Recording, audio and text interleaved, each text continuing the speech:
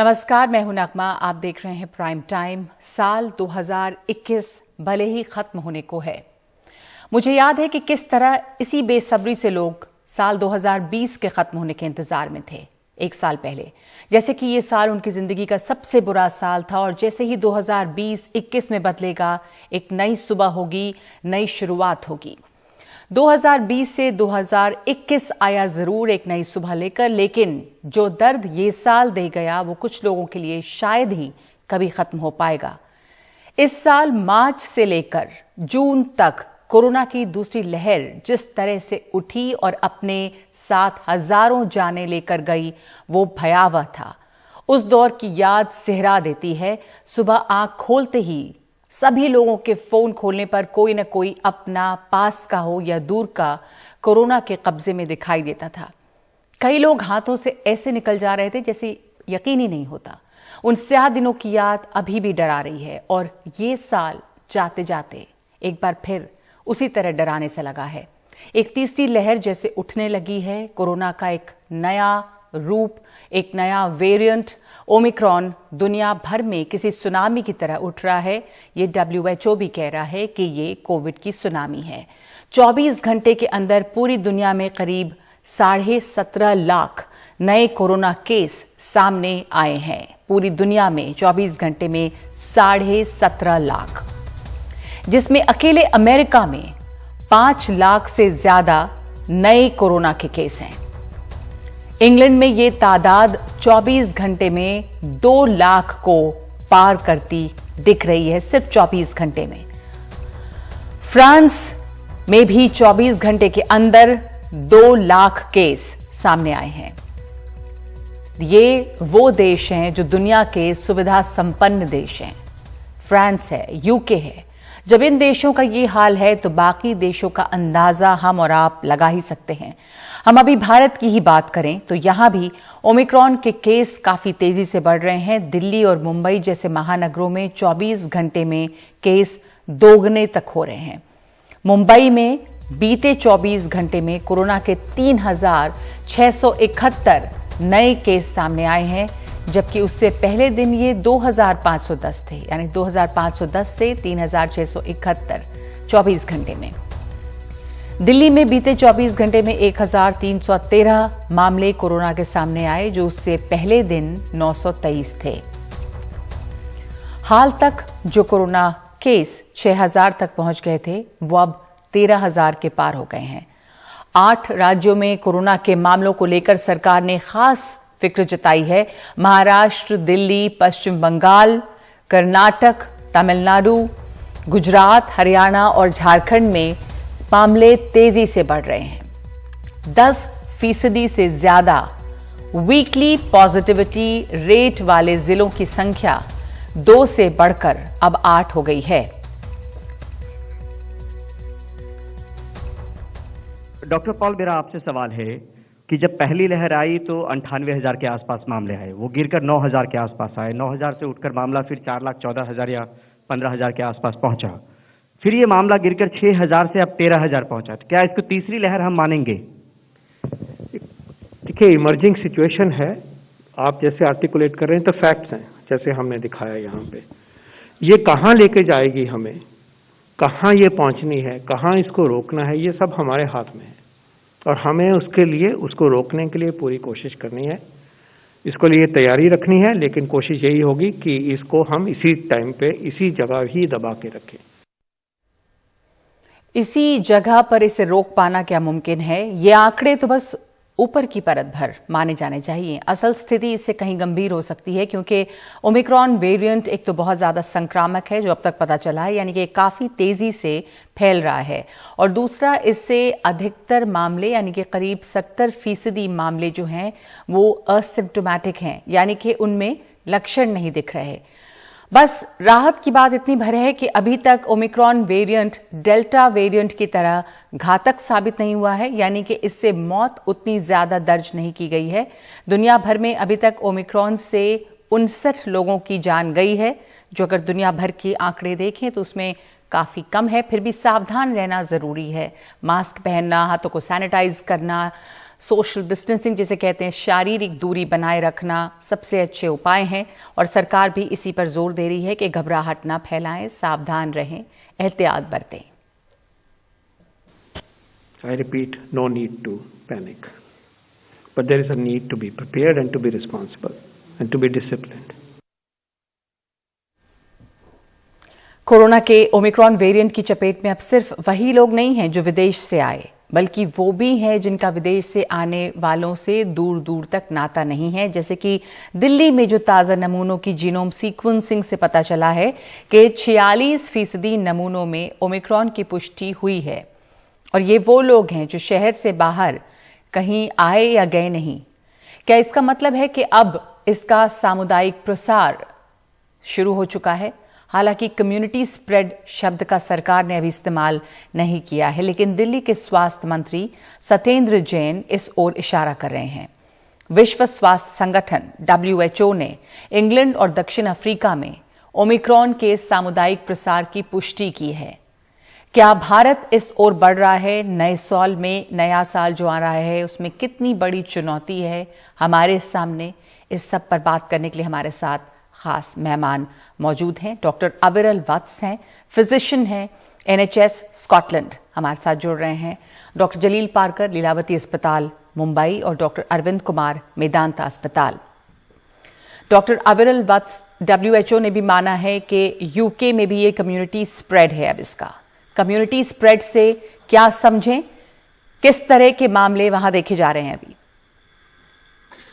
जी, देखिए, बिल्कुल आपने सही कहा कि WHO ने इसको हाईलाइट किया कि कम्युनिटी स्प्रेड है, और ये कम्युनिटी स्प्रेड कई हफ्तों से चल रहा है, जिसका मतलब यही है कि जो स्प्रेड है वो बाहर से या जो फॉरेन से ट्रैवलर्स आ रहे हैं उनके कांटेक्ट के बिना ही स्प्रेड हो रहा है।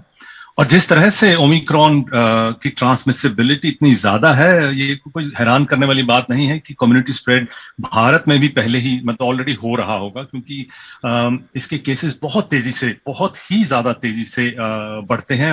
एक साइंटिस्ट ने तो ये भी कहा, जो कि बहुत एक्सपीरियंस थे यूएस के, कि ये मीजल से भी कई कदम आगे है, और मीजल्स ही है एक ऐसी बीमारी है, वायरस बीमारी है जो हमें मालूम है, जो बहुत तेजी से फैलती है। तो ओमिक्रॉन जो है ये उससे भी 4 कदम आगे है फैलने के जो उसकी क्षमता है। तो डेफिनेटली इसका जो कम्युनिटी स्प्रेड है वो बहुत ज्यादा इंग्लैंड में और यूके में, पूरे यूके में बहुत तेजी से फैला है और अभी भी फैल रहा है। और आज तकरीबन देखिए 2 लाख के करीब तो केसेस डिटेक्ट हो गए हैं। तो ये भी है कि जो टेस्ट है उसकी भी कमी थोड़ी है इंग्लैंड में, तो अनडिटेक्टेड केसेस भी अभी बहुत ज्यादा होंगे। तो इसमें भी कोई हैरानी नहीं होगी कि केसेस जो हैं वो 2.5-3 लाख भी हो सकते हैं। जी, तो अनडिटेक्टेड केसेस हैं, यानी कि टेस्टिंग भी उतनी तेजी से नहीं हो पा रही है जितनी तेजी से ये वायरस फैल रहा है। तो असिम्टोमेटिक बिना लक्षण के मरीज काफी हैं। एक तो ये जरूर है कि संक्रामक बहुत ज्यादा है, इन्फेक्शंस बहुत ज्यादा, जैसा आप बता रहे हैं, बहुत तेजी से फैल रहा है। मीजल्स जैसी बीमारी जो बहुत तेजी से संक्रमण फैलता है, उस तरह से एक तरह से उसका मुकाबला किया जा सकता है। लेकिन अच्छी बात, बहुत सारे डॉक्टर्स अलग अलग जगहों से अपने तजुर्बे से ये बताते रहे हैं कि शायद ये इतना घातक नहीं जितना डेल्टा था। और दूसरे ये कि इसलिए हॉस्पिटलाइजेशन कम है। आप NHS में फिजिशियन हैं, तो क्या हॉस्पिटलाइजेशन का रेट है? कितने लोग गंभीर बीमार हो रहे हैं? कितने असिम्टोमेटिक हैं? यूके में क्या देख रहे हैं आप लोग? जी, देखिए, अभी जो काफी डेटा हम अभी वेट भी कर रहे हैं, लेकिन जो डेटा सामने आ रहा है, पहले तो मैं एसिम्प्टोमेटिक की कुछ आपको उदाहरण दे दूं, क्योंकि अभी क्रिसमस होके हटा है, तो कई फैमिलीज ने, क्योंकि अपने बुजुर्गों को मिलने जाना था, तो उनमें कोई लक्षण नहीं थे। 4-4, 5-5 मेंबर्स की फैमिली है, और उन्होंने लैटरल फ्लो टेस्ट, जो कि यहाँ पे बिल्कुल फ्री मिलते हैं सभी को, वो उन्होंने, चाहे आप रोज कीजिए अगर उसकी इंडिकेशन है, तो उन्होंने वो किए, और बिना किसी सिम्टम के, जैसे 4 से 5 सभी के सभी लोग पॉजिटिव आए, और लकीली वो फिर उन्होंने अपने बुजुर्गों को ये चीज फैलाने से बचा लिया। तो ऐसी स्थिति बहुत कॉमन है कि एसिम्टोमेटिकली बिना सिम्टम के ये पाया जा रहा है। सिम्टम्स भी थोड़े बदले हैं, इवन हेडेक और गला खराब थोड़ा सा जुकाम जैसी स्थिति में भी ये पॉजिटिव पाया जा रहा है। तो बिल्कुल माइल्ड सिम्टम्स में भी ओमिक्रॉन जो है वो पाया जा रहा है। जहां तक बात रही दर की, हॉस्पिटलाइजेशन की, देखिए 2 बातें हैं। एक तो ये कि क्योंकि इतनी तेजी से फैल रहा है, तो हॉस्पिटलाइजेशन का बढ़ना तो तय है ही। इसके लिए तो हम जो एनएचएस है वो बिल्कुल तैयार है। सो मच सो कि जो इंग्लैंड है उन्होंने स्पेशल हब्स और क्रिएट कर दिए। अगर आपको याद होगा पहली वेव से पहले बहुत बड़े बड़े फ्लोरेंस नाइटिंगेल हॉस्पिटल्स खोले जा रहे थे जिसकी कैपेसिटी 3-4 हजार बेड्स इंक्रीज करने की थी। अभी बिल्कुल वही चीज की जा रही है। वो सिर्फ इतना है कि वो 5-6 अलग अलग जगहों पर बनाए जाएंगे, छोटे, लेकिन कैपेसिटी बेड्स की वही बढ़ाई जाने की बात हो रही है, क्योंकि पिछले 2 हफ्ते का हम डेटा देखें तो हॉस्पिटलाइजेशन बिल्कुल तेजी से बढ़ रही है, और वो भी कोविड के कारण, जो कोविड के साथ संक्रमित लोग हैं। कई लोग, सॉरी मैं लास्ट में एक चीज ऐड कर दूं, कई लोग कहते हैं कि इसमें 2 बातें हैं कि कुछ कोविड के कारण एडमिट हुए हैं या उनको एडमिट होने के बाद कोविड ऐसे डिटेक्ट हो गया। मेजॉरिटी जो है वो कोविड के कारण ही एडमिट हो रहे हैं, वास्ट मेजॉरिटी, चाहे वो 70% हो 80% हो, वो नंबर अभी और क्लियर होगा। लेकिन जो कोविड जिनको डिटेक्ट भी होता है, चाहे उनका फ्रैक्चर हो और साथ में कोविड हो जाता है, तो उनकी जो आउटकम के रिस्क हैं वो भी बढ़ जाते हैं, क्योंकि Covid with any other disease problematic, तो वो प्रॉब्लम जो है वो और बढ़ा ही देती है। तो इसके जो आने वाले 2-3 हफ्ते हैं वो एनएचएस के लिए काफी भारी पड़ने की जो हमें डर, कह लीजिए डर लग रहा है, वो बिल्कुल अभी बना हुआ है। डॉक्टर जलील पारकर, ये डर मुंबई में भी लगातार नंबर बढ़ रहे हैं, ये डर बना हुआ है, किस तरह का हॉस्पिटलाइजेशन, किस तरह के मामले। और एक बात और समझने की ज़रूरत है कि मुंबई में केसेस जो कोविड के रिपोर्ट हुए वो कल और आज में अगर आप देखें तो मामले बहुत बढ़ गए, 2000 कुछ, और उससे बढ़ के 3000 के ऊपर रिपोर्टेड केसेस हैं। लेकिन ये कैसे तमाम केसेस जो पॉजिटिव आ रहे हैं वो ओमिक्रॉन संक्रमित हैं कि पुराने वाले वेरिएंट से संक्रमित हैं? क्या हर केस में जीनोम सीक्वेंसिंग भी हो रही है? कैसे डिफरेंशिएट किया जा रहा है? देखिए, मेरे हिसाब से मेरा जो एक्सपीरियंस है, ये जो ओमिक्रॉन की जो आप बातें कर रहे हैं वो मुझे लगता है हमारे देश में 3-4 महीने पहले आ चुका है, क्योंकि इसकी जो सिम्टम्स हैं वो हैं जैसे सीवियर सोर थ्रोट है, थ्रोट में काफी दर्द होता है गले में, या हेडेक है, या 1-2 दिन या 3 दिन का बुखार आता है, मलेज बॉडी एक वगैरह है।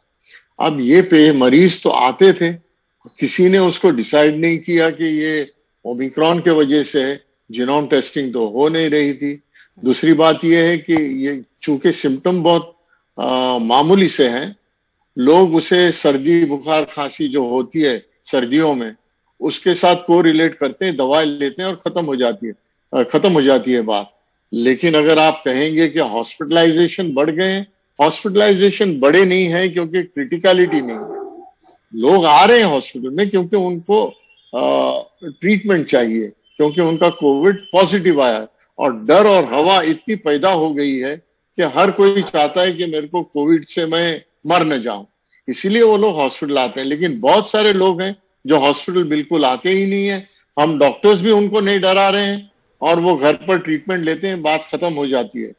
अब यहाँ मसला जो आ गया है कि हॉस्पिटल्स में पेशेंट्स जो आते हैं वो उनके अगर कोमॉर्बिडिटीज ज्यादा हैं, या वो कॉकटेल लेना नहीं चाहते, मोनोक्लोनल एंटीबॉडी कॉकटेल जिसे कहते हैं, या उनको इंश्योरेंस के वजह से एडमिट होना है 24 घंटे के ऊपर, तो उस वजह से एडमिशंस और बढ़ जाते हैं। वरना मैं तो समझता हूँ हमारे लीलावती में हम लोग जो ट्रायज बनाया हुआ है, जहां पर हम मोनोक्लोनल एंटीबॉडी कॉकटेल देते हैं, वो 4 घंटे में घर चले जाते हैं, और उन्होंने कोई कॉम्प्लिकेशंस के साथ बाद में कभी आए नहीं है। और मुझे लगता है कि इससे उन लोग को सबको फायदा हो रहा है। फायदा इसलिए हो रहा है कि हेल्थ फैसिलिटी पर लोड नहीं पड़ रहा है, गवर्नमेंट पर लोड नहीं पड़ रहा है, और मरीज जो है वो घर पे खुशामदी रहते हैं, अच्छे रहते हैं, खुश रहते हैं।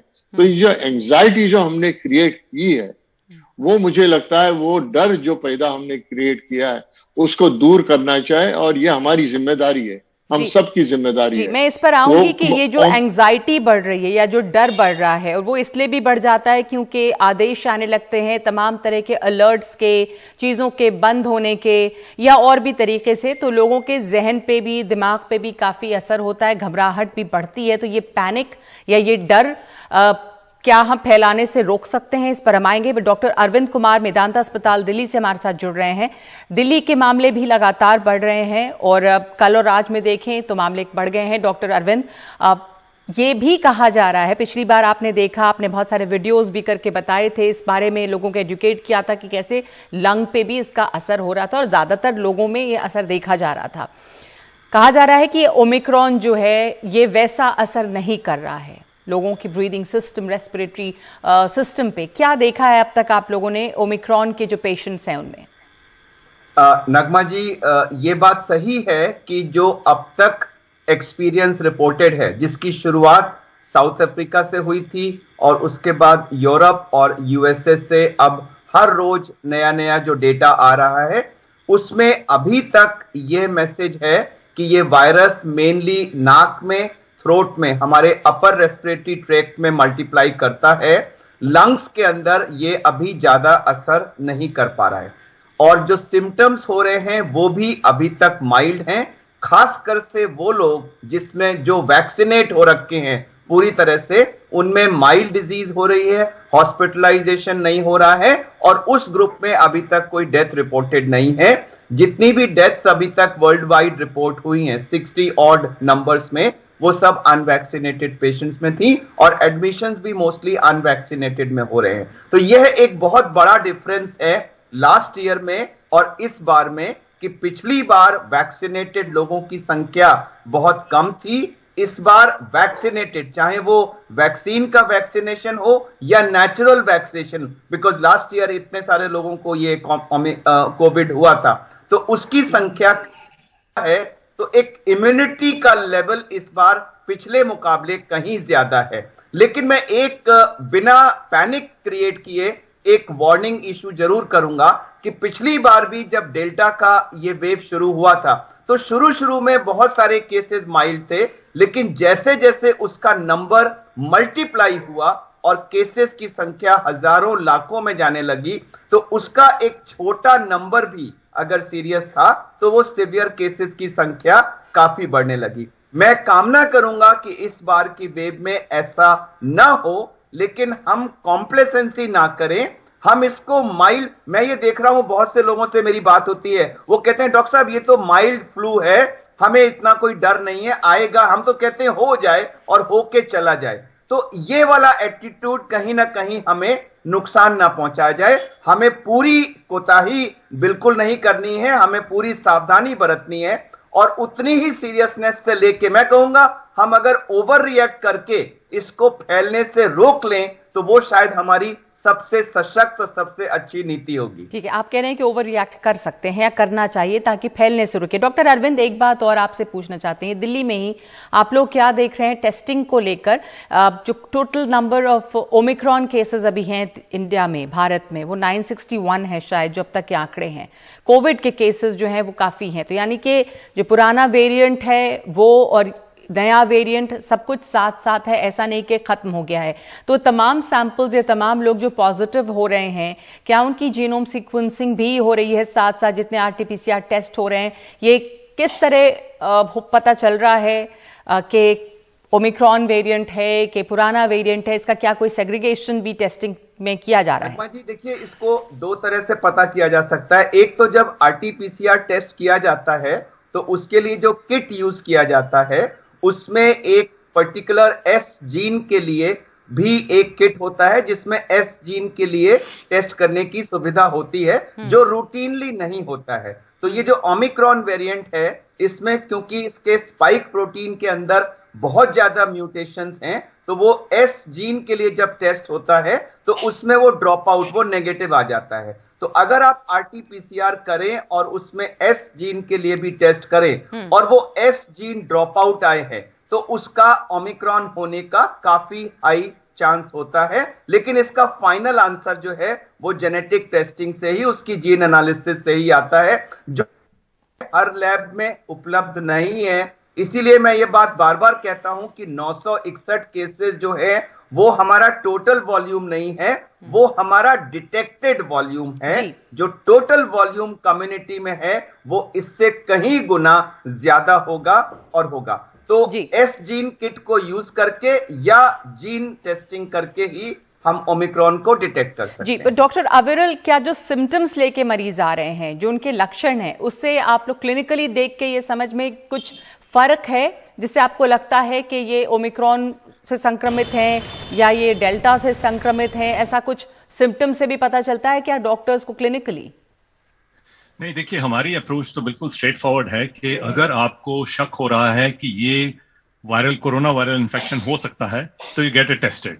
हम उसमें क्लिनिकली उसको जज करते ही नहीं है कि ये कोरोना है कि नहीं है, क्योंकि ऐसा बिल्कुल पॉसिबल ही नहीं है क्लिनिकली। मैं वेरिएंट के लिए पूछ रही हूँ कि डेल्टा है कि ओमिक्रॉन है, इसमें कोई लक्षण में, सिम्टम्स में फर्क दिखते हैं या क्लिनिकली? जी नहीं, मैं वही बता रहा हूं कि जैसे कोई भी, जैसे अभी डॉक्टर साहब ने लक्षण बताए थे, सोर थ्रोट, हेडेक, फीवर, पुराने भी अगर कॉफ, ड्राई कॉफ और लगातार फीवर रहता है तो हम उसका सबसे पहला काम है टेस्ट करवाना, क्योंकि एनएचएस में जो टेस्टिंग है वो रेडली अवेलेबल। तो क्लिनिकली हम उसको डायग्नोज करते ही नहीं है कि ये कोरोना है या ओमिक्रॉन है या डेल्टा है, बिकॉज वो ऐसा कोई क्लिनिकली जैसा मैं कहूं कि पुख्ता डेटा ही नहीं है कि आप ऐसा कर सकते हैं। There is no other way to know except कि हम टेस्ट करें। मैं अगर एक चीज क्विकली ऐड करूं, जो डॉक्टर साहब हॉस्पिटलाइजेशन की बात कर रहे थे, तो आई थिंक जैसे यूके में ये जो हॉस्पिटलाइजेशन का नंबर है ये थोड़ा रेलेवेंट इसलिए हो जाता है क्योंकि इसका एक स्पेसिफिक क्राइटेरियाज होते हैं, बिकॉज ये लोगों पे डिपेंड नहीं करता कि वो हॉस्पिटलाइज होना चाहते हैं कि नहीं। ये जो ट्रियाजिंग सिस्टम है वो उनको डिसाइड करता है। तो जो हॉस्पिटलाइजेशन का नंबर अगर बढ़ रहा है तो दैट हमें थोड़ा इंडिकेशन मिलता है कि वो जो बीमारी है वो सिविरिटी की तरफ जा रही है या नहीं जा रही। और सेकेंडली जो जो हम आइसोलेशन में जो ट्रीटमेंट्स चलते हैं वो तो खैर अभी भी चल ही रहे हैं, डेल्टा में भी चल रहे थे, ओमिक्रॉन में भी उसी तरह से चल रहे हैं, जिसमें पैरासिटामोल ही है और हम यहाँ कुछ भी प्रिस्क्राइब सेपरेटली नहीं करते।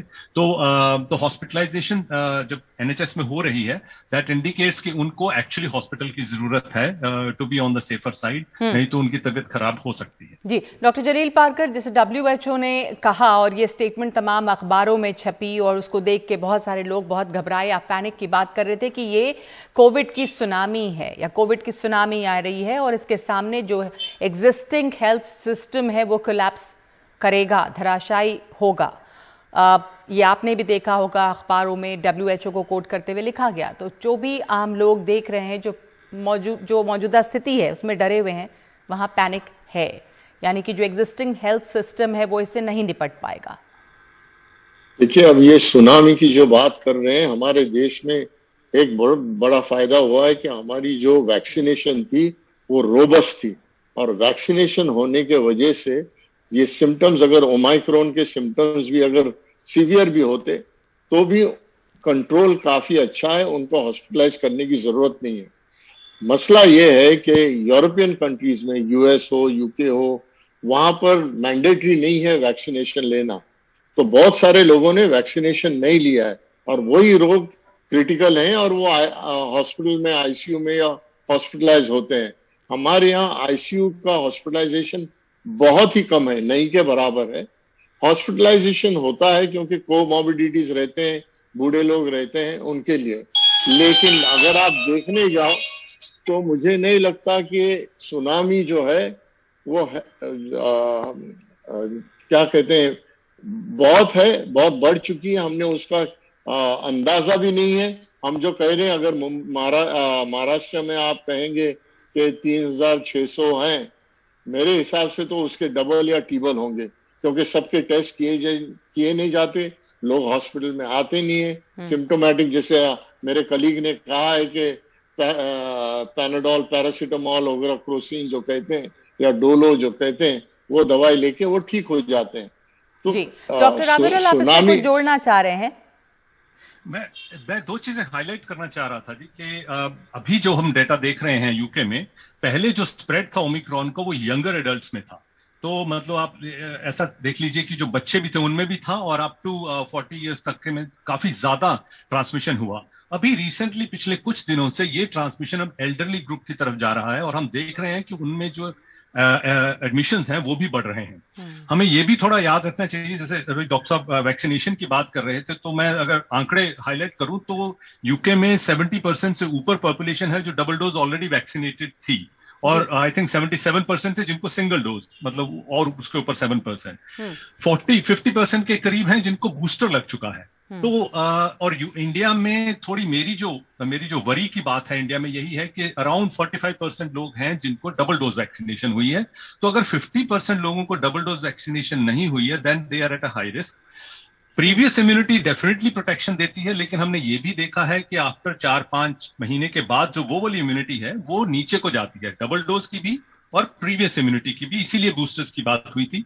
तो इंडिया का जो डेल्टा वेव का जो हमारा आया था वेव आई थी डेल्टा की, वो तकरीबन 6 महीने पहले से डाई डाउन कर रही है। तो वो अगर हम तीनों बातों को जोड़ के देखते हैं तो रिस्क जो है वो बढ़ जाते हैं, स्पेशली 50 साल से ऊपर वालों के, क्योंकि उनकी जो इम्यूनिटी है वो नीचे को जाती है आफ्टर 5-6 मंथ, जो कि हम अभी जो देख रहे हैं। और उन्हीं में डेथ्स होने की जो हमें डर है यहाँ पे, जैसे मैंने कहा कि एल्डरली में एडमिशंस बढ़ रहे हैं, तो वी होप के उनमें जो डेथ्स हैं वो ना हो। जी, तो कुल मिला के इस समय जो स्थिति है वो शुरुआती स्थिति है, बहुत ज़्यादा साफ नहीं है कि क्या मोड़ ले सकती है ये या ले सकता है ये जो नया वेरिएंट है। बहुत शुक्रिया आप तीनों लोगों का इस चर्चा में शामिल होने के लिए और हमारे बहुत सारे सवालों का जवाब देने के लिए।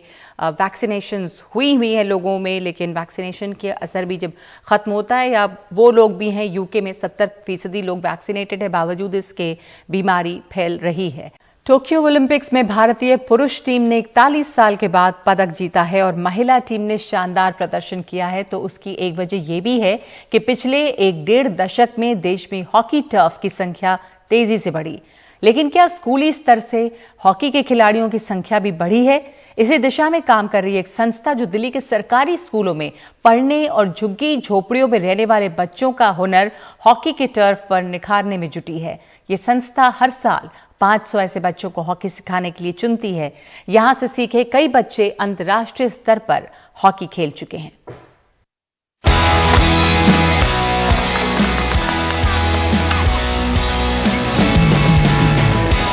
कड़ाके की ठंड के बीच भी दिल्ली के मेजर ध्यानचंद नेशनल स्टेडियम में दिल्ली के सरकारी स्कूलों के 6ठी, 7वीं, 8वीं कक्षा के बच्चों में हॉकी को लेकर ये उत्साह देखते ही बनता है। बड़ी बात यह है कि आमतौर पर मिट्टी और घास के मैदानों पर खेलने वाले ये बच्चे पहली बार टर्फ पर आए हैं तो जोश और हैरत से भर गए हैं। वैसे तो हम ग्राउंड में खेलते थे, लेकिन वहाँ पर इतने अच्छे से पुश स्लैप ये सब हम नहीं कर पाते थे, लेकिन इस ग्राउंड में आकर, इस टर्फ पर आकर मुझे बहुत अच्छा लग रहा है। यहाँ पर हर चीज़ मारने में बहुत आसानी मिल रही है और मुझे बहुत अच्छा लग रहा है। सर, मैं नेशनल इंटरनेशनल खेलना चाहती हूँ। किसी प्लेयर को जानती हो नेशनल इंटरनेशनल लड़कियों में? सर, रानी रामपाल को। टर्फ और ग्राउंड में इसलिए फ़र्क है क्योंकि ये टर्फ और ग्राउंड में वो मिट्टी का होता है, ऊबर मतलब एक ऊंचा नीचा होता है, तो उधर स्लैप नहीं मार सकते हैं। मैं सेकंड बार टर्फ देख रही हूँ। मैं चाहती हूँ कि मैं टर्फ पे ही खेलूँ। मुझे इस टर्फ में खेल के बहुत अच्छा लग रहा है और मुझे अपने लाइफ में प्लेयर ही बनना है। पहली बार टर्फ पर आकर इन बच्चों के हाथ भी खुल गए हैं। खेल की बुनियादी ट्रिक को सीखते हुए ये भविष्य के सपने बुनने लगे हैं। मैं पहली बार इस टर्फ में खेल रही हूँ और मुझे यहाँ पे स्लैप मारने में बहुत आसानी हो रही है। मैं हॉकी अपने पैशन की वजह से खेलना चाहती हूँ। किसी को देखा था पहले हॉकी खेलते हुए? हाँ, रानी रामपाल को देखा था। ये 1000 हॉकी लीग 2008 में स्टार्ट किया है, 2011 दिल्ली में भी स्टार्ट किया था। कई 10 साल जो हुआ है, इसका प्रोग्रेस ट्रमेंडस है। ये है फील्ड टर्फ प्रोग्राम है बच्चों के लिए। फील्ड टर्फ, ये बच्चे आपके सामने जो 150 बच्चे हैं, ये 10 से लेकर 12 इयर्स का बीच में है, 6th क्लास और 7th क्लास पढ़ रहे हैं। इन्होंने स्कूल ग्राउंड में, चार्ट ग्राउंड में या थोड़ा ग्रास है उधर ही खेले हैं। ये फर्स्ट टाइम है इन्होंने पहले आके टर्फ क्या है देख रहे हैं। इनका सौभाग्य है, ये जो वर्ल्ड कप हुआ उसी ग्राउंड में वो खेल पा रहे हैं। 1000 हॉकी लीग्स यानी OTHL नाम की संस्था पिछले 1 दशक से हर साल तकरीबन 500 नए बच्चों को हॉकी के मैदान पर लाने में कामयाब रही है। यही वजह है कि 2020 की दिल्ली की सब जूनियर हॉकी टीम में OTHL के 18 में से करीब 1 दर्जन बच्चे शामिल रहे। कुछ बच्चे तो अब अंतर्राष्ट्रीय स्तर तक भी पहुंचने लगे हैं। ये बच्चे ने सबसे पहले ग्रास हॉकी स्टार्ट करी थी, इनको पता भी नहीं था कि टर्फ भी होता है। हमने भी जब स्टार्ट करी थी ग्रास रूट से स्टार्ट किया था। जब हम आए थे पहले दिन टर्फ देख के तो हम भी बहुत खुश हुए थे कि मतलब ग्रास नहीं है, ये पॉलीग्रास है। बॉल अपने आप जा रही है, हॉकी नीचे रख दो तो अपने आप रुक जा रही है। तो खेलने में बहुत इम्प्रूव हुई हॉकी, बहुत ज़्यादा। अभी भी दिल्ली में ऐसी कोई टीम नहीं है जिसमें OTHL के बच्चे ना हो। पूरी दिल्ली में ऐसे कोई कॉलेज नहीं है, ऐसे कोई टीम नहीं जिसमें दिल्ली के बच्चे खेलने ना जाते हों हमारी यूटीएचएल से। सर्टेनली ऑब्जेक्टिव तो इंडियन हॉकी का स्ट्रेंथन करने के लिए है। उसके लिए फर्स्ट स्टेप तो होगा जो स्टेट हॉकी है उसको स्ट्रेंथन करना होगा। जनवरी में हरियाणा में सब जूनियर नेशनल दिल्ली का टीम गया है। उस 18 में 12 प्लेयर जो हमारा 1000 हॉकी लीग का ही थे, जबकि ये सारे सरकारी स्कूल से आप उठाते हैं। नहीं, हम जो लेते हैं 90% जो सरकारी स्कूल है, मुश्किल से 1-2 प्राइवेट स्कूल होगा। 10-15 साल पहले तक भारत में एस्ट्रोटर्फ की कमी की शिकायत आम बात रही और इसी वजह से ऑस्ट्रेलिया और हॉलैंड जैसे देश कई बार भारत जैसे एशियाई देशों को मात देते रहे। आज देश में सैकड़ों टर्फ तो लग गए हैं, लेकिन चुनौती बदल गई है। करीब 1-1.5 दशक पहले अक्सर ये शिकायत होती थी कि भारत में ऑस्ट्रेलिया और हॉलैंड जैसे देशों की तुलना में हॉकी के टर्फ बेहद कम हैं। आज भारत में हॉकी के करीब 200 टर्फ हैं, लेकिन इनका सही इस्तेमाल नहीं हो पा रहा है। 1000 हॉकी लीग्स नाम की संस्था भारत में हर साल 500 नए बच्चों को हॉकी स्टिक थमाकर उनका हुनर मांझती है और देश में हॉकी को मजबूत कर एक मिसाल पेश करती नजर आती है। दिल्ली से विमल मोहन, NDTV इंडिया।